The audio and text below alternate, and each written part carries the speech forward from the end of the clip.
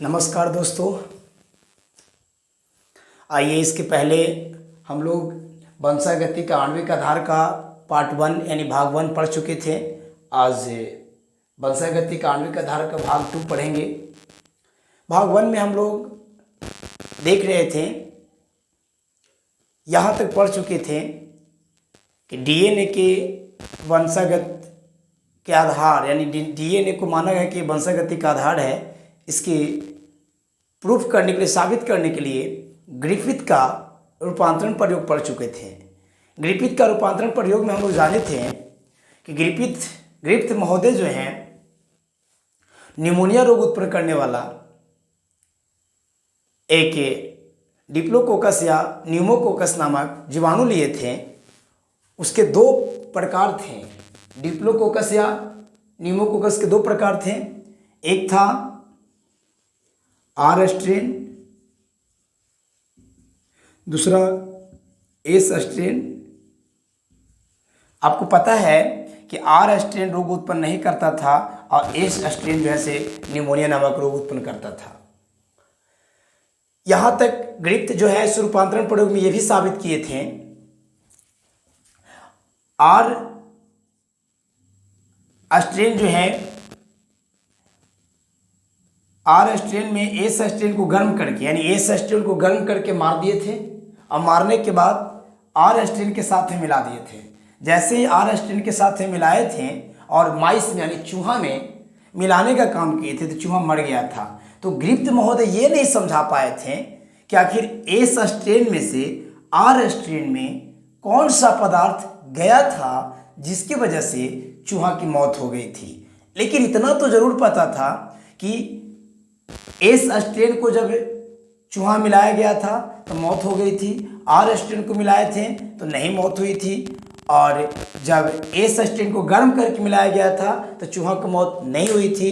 लेकिन जब S strain को गर्म करने के बाद यानी मारने के बाद में आर स्ट्रेन के साथ मिलाया गया था और उसके बाद देखा गया कि चूहा मर गया। तो इतना तो ग्रिफिथ महोदय जरूर बता दिए थे।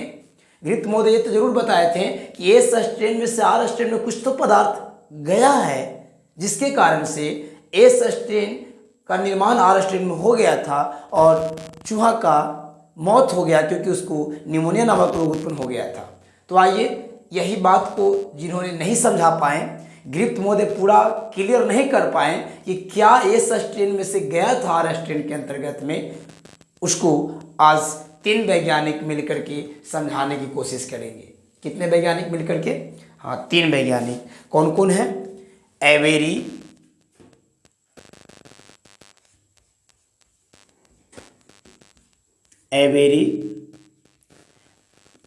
मैक्लोइड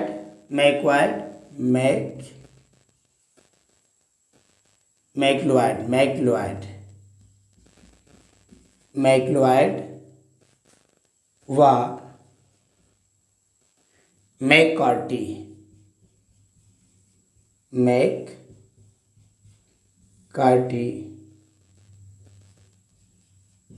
का प्रयोग। देखिए, ग्रिफिथ महोदय ये नहीं समझा पाए कि एस स्ट्रेन में से आर स्ट्रेन में कौन सा पदार्थ गया था। वही चीज को एवेरी, मैक्लोइड व मैककार्टी मिल करके समझाने की कोशिश कर रहे हैं कि एस स्ट्रेन में से आर स्ट्रेन में क्या गया था, है नहीं? इसी को साबित करना चाहते हैं।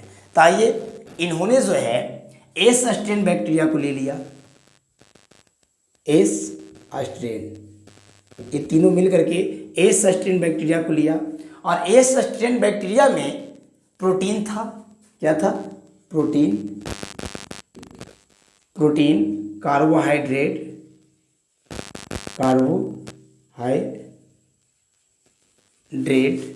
और इसके बाद डीएनए। ये तीनों को एस स्ट्रेन में उपस्थित प्रोटीन, क्योंकि कंफ्यूजन था, हम लोग तो यही साबित करना चाह रहे हैं कि अनुवांशिक पदार्थ होता क्या है। आखिर एस स्ट्रेन में से क्या आर स्ट्रेन में प्रोटीन गया था, कार्बोहाइड्रेट गया था कि डीएनए गया था? यही साबित करना चाहते हैं कि आखिर अनुवांशिक पदार्थ है कौन, प्रोटीन है, कार्बोहाइड्रेट है कि डीएनए है। इसी को लेकर के एवेरी, मैक्लोइड व मैककार्टी जो है एस स्ट्रेन में से जो प्रोटीन था, कार्बोहाइड्रेट था, डीएनए, तीनों को अलग अलग कर दिए। और अलग अलग करने के बाद में एक पात्र लिए, 3 पात्र अलग अलग लिए, एक पात्र, 2, 1, 3। तीनों पात्र में आर स्ट्रेन बैक्टीरिया को भी लिए। किसको लिए? R strain bacteria. इसमें भी आर स्ट्रेन बैक्टीरिया, इसमें भी आर स्ट्रेन बैक्टीरिया, तीनों में आर स्ट्रेन को ले लिए। हम लोग ये साबित करना है कि एस स्ट्रेन में से कौन सा पदार्थ आर स्ट्रेन में गया था जिसके कारण से एस स्ट्रेन का निर्माण हो गया था। फिर इसके बाद क्या किए, ये तीनों वैज्ञानिक एवेरी, मैकवार्ड और मैकार्टी प्रोटीन को इसमें डाल दिए, कार्बोहाइड्रेट को एक पात्र में मिला दिए आर स्ट्रेन के साथ, डीएनए को भी आर स्ट्रेन के साथ में क्या कर दिए? मिला दिए। ठीक है, गौर से समझेंगे। ग्रिप्त महोदय ये नहीं समझा पाए कि एस स्ट्रेन बैक्टीरिया में से आर स्ट्रेन में क्या गया था जिसके कारण से एस स्ट्रेन का निर्माण हो गया और माइस की मौत हो गई थी। लेकिन इतना जरूर कहे थे कि एस स्ट्रेन में से कोई पदार्थ गया है। उसी चीज को एवेरी, मैकवार्ड व मैकार्टी ने सिद्ध करना चाह रहे हैं कि आखिर इसमें से जो जो अवयव है तीनों को अलग अलग करके अलग अलग बर्तनों में रख देंगे तो स्पष्ट हो जाएगा। इन्होंने एस स्ट्रेन में पाया जाने वाला प्रोटीन को अलग, कार्बोहाइड्रेट को अलग और डीएनए को अलग रखे।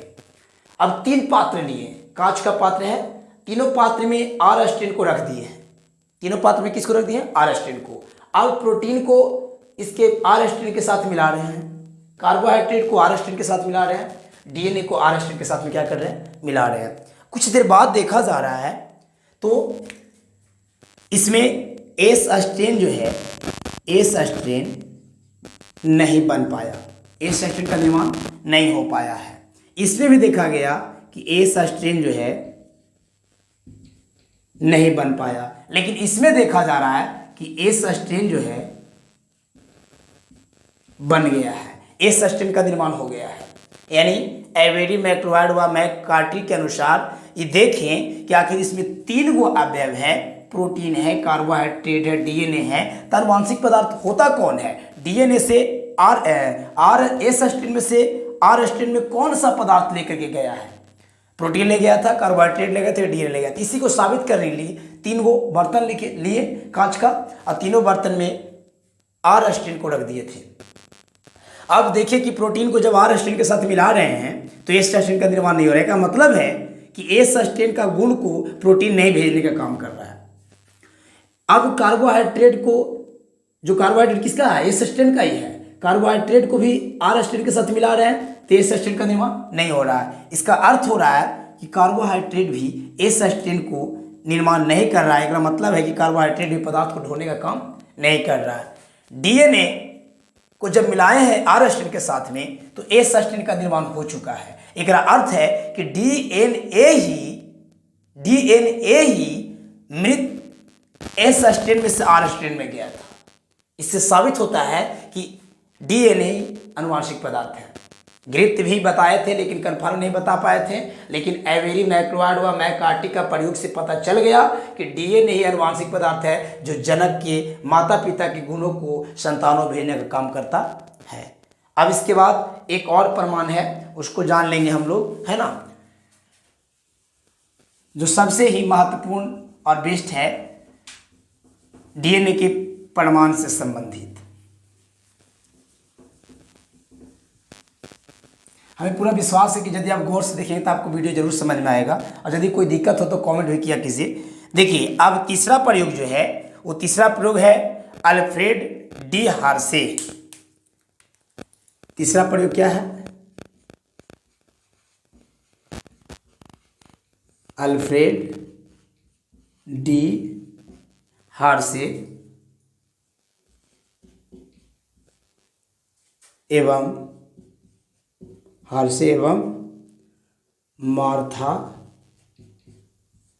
मार्था चेज का प्रयोग। तीसरा ही प्रयोग है डीएनए के प्रमाण से संबंधित। डीएनए के अनुवांशिक पदार्थ के लिए प्रमाण दिया जा रहा है, साबुत दिया जा रहा है। तो पहले ग्रिप्त का रूपांतरण प्रयोग, फिर इसके बाद में आप देखें कि एवेरी, मैक्लोआड व मैकार्टी का प्रयोग। और ये जो अल्फ्रेड डी हार्से एवं मार्था चेज का प्रयोग जो है, ये जो है बच्चों सबसे सर्वमान्य माना गया है। सभी प्रमाण में ये सबसे सर्वमान्य है। इनको शॉर्ट में हम हार्से व चेज का प्रयोग करते हैं। ऐसे पूरा नाम अल्फ्रेड डी हार्से है एवं मार्था चेज है, लेकिन शॉर्ट में हार्से एवं चेज का प्रयोग करते हैं। पूछा जाएगा कि डीएनए के प्रमाण से संबंधित सबसे सर्वमान्य प्रयोग कौन है, तो कहेंगे हार्से एवं चेज का प्रयोग। नहीं तो इसको आप यहाँ पे लिख भी लेंगे, है ना, हार्से एवं चेज ने सर्वमान्य रूप से या सिद्ध किया कि डीएनए ही आनुवंशिक पदार्थ है। बार बार एक क्वेश्चन आता है कि सर्वमान्य रूप से आनुवंशिक पदार्थ है डीएनए, इसके बारे में प्रयोग किसने दिया था? तो हार्से एवं चेज ने बताएगा, हार्से एवं चेज ने। अच्छा, इन्होंने हार्से एवं चेज ने अपने प्रयोग में क्या लिया? हार्से एवं चेज ने अपने प्रयोग में क्या लिया? तो इन्होंने अपने प्रयोग में एक विषाणु था, उसका नाम है बैक्टीरियोफेज। क्या नाम है? क्या है नाम? बैक्टीरियोफेज। ये एक प्रकार का क्या है? विषाणु है। क्या है बच्चों? विषाणु है। यह एक कोई पूछे कि हार्से एवं चेज ने अपने प्रयोग में किसको लिया, तो बैक्टीरियोफेज को लिया, जो एक प्रकार के विषाणु, जिसे हम जीवाणु भक्षी भी कहते हैं। क्या कहते हैं? बैक्टीरिया भक्षी या जीवाणु भक्षी कहिए। ये जीवाणु को ही नुकसान पहुंचाता है। तो बैक्टीरियोफेज विषाणु को लिया, और साथ ही साथ बैक्टीरियो विषाणु के साथ, क्योंकि एक विषाणु है, विषाणु अपनी संख्या में तभी वृद्धि करता है जब कोई सजीव रहेगा। तो ये बैक्टीरियोफेज जीवाणु को ही नुकसान पहुंचाता है। किसको नुकसान पहुंचाता है? जीवाणु को ही। तो इन्होंने अपने प्रयोग में, देखिए, बैक्टीरियोफेज विषाणु के लिए, बैक्टीरियोफेज इस प्रकार से होता है।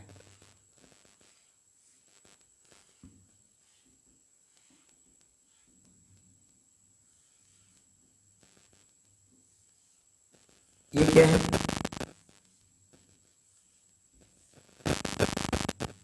ये है बैक्टीरियोफेज। इसका अपना जो है ये डीएनए है, गुणसूत्र है। और आपको पता है कि ये बैक्टीरियोफेज होने के नाते, विषाणु होने के नाते अपनी संख्या वृद्धि तभी करता है जब कोई कोशिका रहता है। तो देखिए, एक ये कोशिका है जिसका नाम है, दिखाई नहीं दे रहा है, इसको बोलते हैं हम लोग इस्चेरिचिया कोलाई बैक्टीरिया। इसका नाम क्या है? इस्चेरी, यानी कहने का अर्थ एक बैक्टीरियोफेज को लिए, और इस्चेरिचिया, ESCHERE, इस्चेरिचिया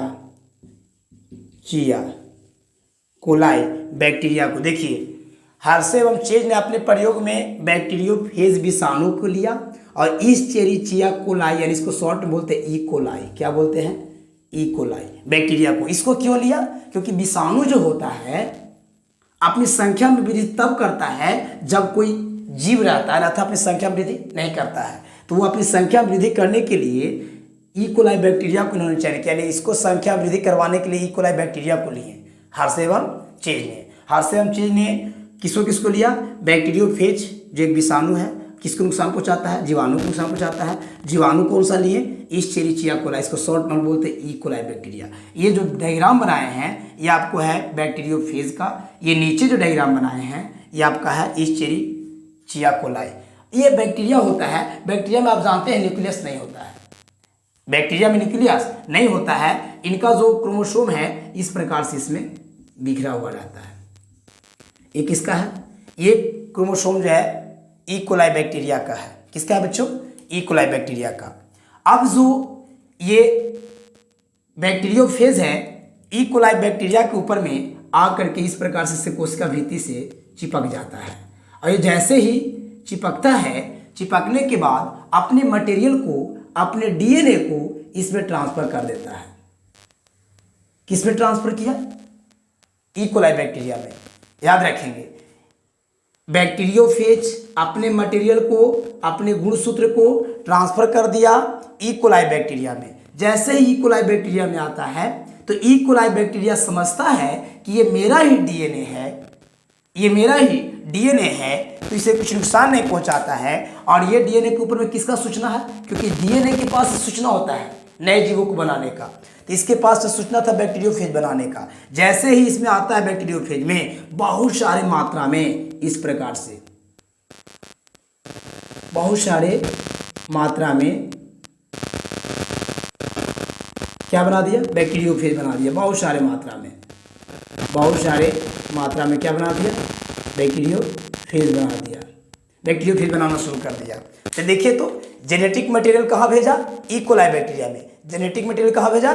ई कोलाई बैक्टीरिया में। और ई कोलाई बैक्टीरिया समझा कि मेरा ही डीएनए है, लेकिन ये डीएनए के ऊपर में बैक्टीरियोफेज बनाने की सूचना थी। तो ई कोलाई बैक्टीरिया के अंतर्गत में ही बहुत सारे बैक्टीरियोफेज को बना दिया, ये बहुत सारे विषाणु को बना दिया।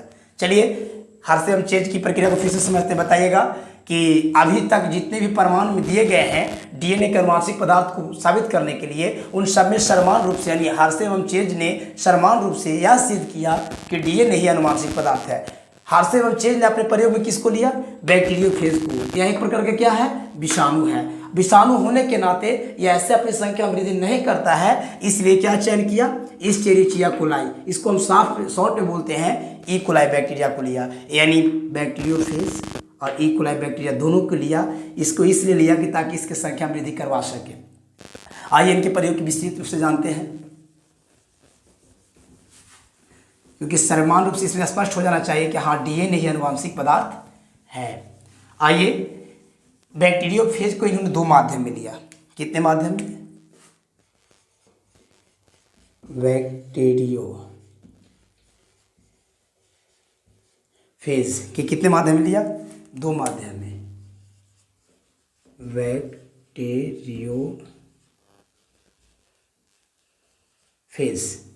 को दो माध्यम में लिया। ठीक है, इसमें ये लफड़ा है ना कि अनुवांशिक पदार्थ प्रोटीन है कि डीएनए है। तो आइए, पहले का जो माध्यम था इसमें डीएनए और एक प्रोटीन, डीएनए एवं प्रोटीन। याद रखना है, इसमें पहला जो फेज है, यानी पहला स्थिति है, पहला स्थिति इसमें डीएनए जो है, इसमें ले लिए डीएनए। कौन सा डीएनए लिए? फास्फोरस 32। क्या लिए? फास्फोरस 32, जो कि ये क्या है? समस्थानिक है। नॉर्मल फास्फोरस का होता है 30, लेकिन डीएनए में फास्फोरस 32 था। और इसमें जो सल्फर है, प्रोटीन में सल्फर, ये नॉर्मल था। कितना, कैसा था? नॉर्मल। याद रखेंगे, पहला स्थिति में जो बैक्टीरियोफेज था इसमें डीएनए फास्फोरस 32 ले लिए और प्रोटीन जैसे प्रोटीन में जो सल्फर था नॉर्मल ले लिए। अब यहाँ डीएनए दूसरा स्थिति में ले लीजिए, डीएनए और प्रोटीन, यही दोनों लफड़ा है। ये है कि आखिर कौन है अनुवांशिक पदार्थ। देखिए, जब इसमें लिए हैं डीएनए, तो डीएनए इसमें जैसे फास्फोरस नॉर्मल है। फास्फोरस क्या है? ये नॉर्मल ले लिए हैं, नॉर्मल। जबकि इसमें सल्फर जो है, सल्फर 35 ले लिए हैं। क्या लिए हैं? 35। ये भी क्या है? समस्थानिक है। नॉर्मल होता है कितना सर? 32 होता है ना, लेकिन 35 ले लिए हैं। ठीक है, याद रखना। चलिए, हर्षे एवं चेज ने बैक्टीरियोफेज को दो स्थिति में रखा है। लफड़ा यह है कि डीएनए अनुवांशिक पदार्थ है कि प्रोटीन है। तो पहली स्थिति में डीएनए में फास्फोरस 32 ले लिए जो समस्थानिक है, और प्रोटीन सल्फर नॉर्मल ले लिए हैं। डीएनए में फास्फोरस यहाँ पे नॉर्मल लिए हैं दूसरा स्थिति में, और प्रोटीन जैसे सल्फर 35 लिए, इसलिए लिए हैं कि ताकि पहचान में आ जाए। अब क्या किया जा रहा है? यहाँ पे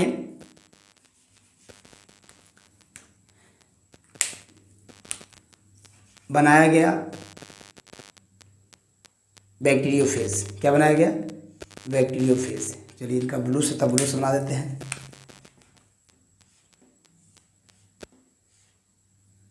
नहीं पता चलेगा, है ना।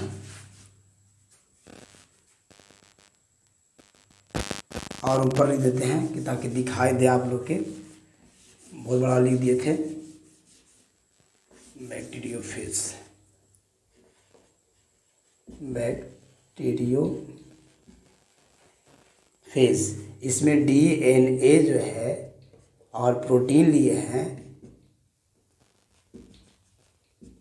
हैं, इसमें फास्फोरस जो है वो लिए है कितना? 32। और सल्फर जैसे नॉर्मल लिए हैं। सल्फर क्या है? नॉर्मल है। ठीक है, अब देखिए इनका जो डायग्राम बनाते हैं हम।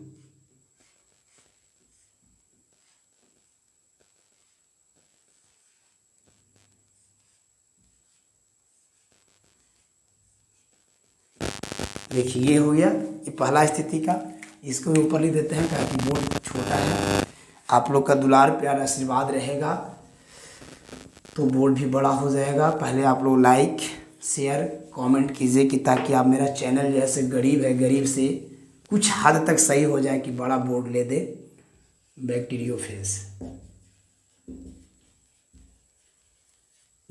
इसमें भी डीएनए जो है इसमें फास्फोरस नॉर्मल लिया गया। फास्फोरस कैसा लिया गया? नॉर्मल। और प्रोटीन जो था लिया गया सल्फर, इसमें 35। कैसा? 35। इसका भी बना लीजिए। यह है क्या? बैक्टीरियोफेज विषाणु है ना, विषाणु। अब देखिए इसको विकास करने के लिए तो आप लीजिएगा नहीं इनको। कौन bacteria? E coli bacteria. E coli bacteria को लिया, यहाँ भी इकोलाई बैक्टीरिया को लिया गया। इसका जेनेटिक मटेरियल आप जानते हैं किससे जेनेटिक मटेरियल है। इसका भी अपना एक जेनेटिक मटेरियल है। ठीक है, आइए जब यहाँ देखा गया तो इसमें देखिए क्या है। ये स्थिति में डीएनए है, जैसे फास्फोरस 32 इसमें है। डीएनए में फास्फोरस क्या है? फास्फोरस को पी से कर देते हैं, पी 32 है। इसमें डीएनए में तो नॉर्मल है, लेकिन प्रोटीन जो है ये जो है से कितना है? सल्फर 35 है। ठीक है, जैसे ही ये जो इकोलाई बैक्टीरिया पर ही बैठता है आकर के इस प्रकार से, इसको उसका भित्ति पर इसको आकर के ऐसे ये बैठ जाता है बैक्टीरियोफेज। और इसका ये अपना है, आप जानते हैं कि ये जो बैक्टीरिया था, इकोलाई बैक्टीरिया का अपना डीएनए है, ये अपना जेनेटिक मटेरियल इसमें भेजता है। ये जो जेनेटिक मटेरियल है इसमें इस तरह से भेज देता है। जैसे ही आता है कि बैक्टीरिया को लगता है कि मेरा ही है, और ये जैसे ही अपने मटेरियल को इसमें भेजता है P32, यहाँ पे बन जाता है कौन चीज? बैक्टीरियोफेज बन जाता है। क्या बन जाता है? बैक्टीरियोफेज। इस प्रकार से